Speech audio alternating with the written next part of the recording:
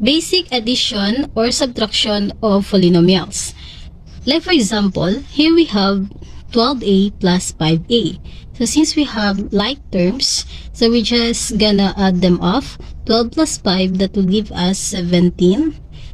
Then a. Next, we have 3xy, negative xy, plus 8xy, plus 2xy. We have here 3 positive signs. So we're gonna add them up. 3 plus 8, that is 11, plus 2, that is 13. Okay, 13xy. Since we have here negative sign, so we're gonna subtract minus xy. That would give us 12xy. Next, we have here 20y minus 10y plus y. Again, we have to add the 2 positive signs. 20y plus y, that will give us 21y, minus 10y, that would be 11y. Next, we have here 3a plus 2b plus c minus 5a plus 2b plus 8c.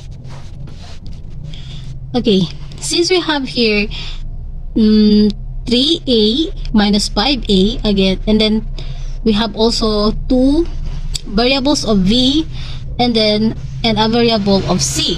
So we're gonna combine the like terms.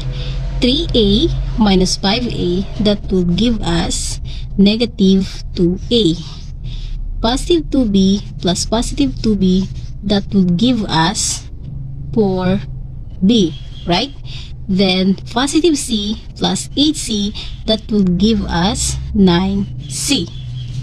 Okay, next, number 5, we have here 4b plus 6b minus 3b.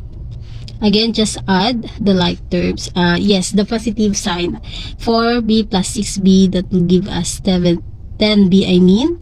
Then subtract the negative sign, which is negative 3b, that will give us 7b. Okay,